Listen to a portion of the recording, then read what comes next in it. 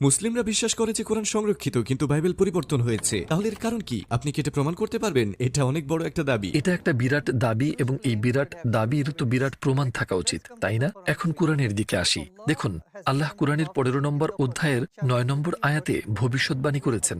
আল্লাহ এই জিকির, এই বার্তা পাঠিয়েছেন, তিনি এটি সংরক্ষণ করবেন।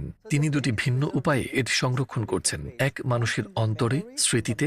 মুহাম্মদ সাল্লাল্লাহু আলাইহি ওয়াসাল্লাম যখন তার কাছে ওহী এসেছিল, তিনি পুরো কোরআনের প্রথম মুখস্থকারী হয়ে গিয়েছিলেন। তার অনুসারীরা কোরআন মুখস্থ করেছিল এবং তারা পরবর্তী প্রজন্মকে কোরআন শিক্ষা দিয়েছিল। এভাবে আমাদের প্রজন্ম পর্যন্ত ধারাবাহিকভাবে এ প্রথা চলে আসছে।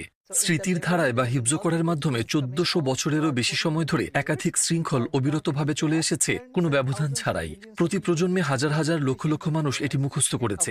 আমাদের প্রজন্মে 2021 সালে মানুষ জেনে অবাক হবে যে সারা বিশ্বে প্রায় 1,50,00,000 কোরআন হিফজকারী বা মুখস্থকারী আছেন। বাইবেলের কতজন? মূল ভাষায় 0। আমি মূল ভাষার কথা বলছি, তাই না? আরামাইক ভাষার কথা বলছি, ওল্ড টেস্টামেন্টের প্রাচীন ধ্রুপদী হিব্রু ভাষা। বাইবেলের কোনো মুখস্থকারী নেই, কিন্তু কোরআনের 1,50,00,000 মুখস্থকারী আছে। তাহলে এই উপায়ে আমরা বলতে পারি যে কোরআন অন্তস্থ করা যায়, তাই না? এবং আমরা একটি পরীক্ষা করতে পারি। একজন খ্রিস্টান আসবেন যিনি কোরআন পড়তে জানেন, তিনি কোরআন খুলবেন এবং আমার ছেলে যে কিনা কোরআন মুখস্থ করেছে, মাশাআল্লাহ, সে হিফজ করার খুব কাছেই।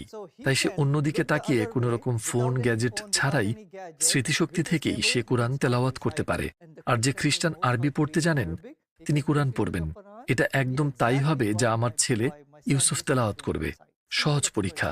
দ্বিতীয় যে উপায়ে কোরআন সংরক্ষিত হয়েছে, শুরু থেকেই মুহাম্মদ সাল্লাল্লাহু আলাইহি ওয়াসাল্লাম তিনি পড়তে এবং লিখতে জানতেন না। যখনই তার কাছে কোনো ওহী আসতো, তখনই তার কাছে 55 থেকে 57 জন লেখক আসতেন। তারা আসতেন, তিনি তাদের আয়াতটি লেখার অনুরোধ করতেন। কোরআনের এই সূরা তারা লিখে রাখতেন এবং তারপর তিনি তাদের অনুরোধ করতেন তেলাওয়াত করে শোনানোর জন্য যা তারা লিখেছেন, নিশ্চিত করার জন্য যে তারা ঠিকঠাক লিখেছিলেন কিনা। তো এভাবে পুরো কোরআন লেখা হয়েছিল এবং পুরো কোরআন মুখস্থ করা হয়েছিল। যদি লেখকরা কোনো ভুল করেন, যেহেতু ছাপাখানা প্রতিষ্ঠা হবার আগে মানুষ কেবল তাদের হাতে অনুলিপিগুলো লিখত এবং মানুষ ভুল করে। যদি কোরআনের লিখিত পাণ্ডুলিপিতে কোনো ভুল থাকে, যারা কোরআনের হাফিজ, যদি তারা পাণ্ডুলিপিতে কোনো রকম ভুল লক্ষ্য করে, তারা তা ধরবে এবং সংশোধন করবে। এটি মূল সংস্করণের মতোই হবে। তাহলে কোরআনের দ্বৈত নিয়ন্ত্রণ এবং ভারসাম্য ব্যবস্থা রয়েছে, যা অন্য কোনো গ্রন্থে নেই। এটাই প্রমাণ কোরআন সংরক্ষিত রয়েছে এবং আমাদের কাছে কোরআনের পাণ্ডুলিপি রয়েছে নবী সাল্লাল্লাহু আলাইহি ওয়াসাল্লামের সময়কাল থেকে শুরু করে। এর মধ্যে একটি হলো বার্মিংহাম কোরআন, যা তারা বার্মিংহাম লাইব্রেরিতে আবিষ্কার করেছিল। তাই আমরা বলতে পারি যে কোরআন সংরক্ষিত রয়েছে। এটি কেবল একটি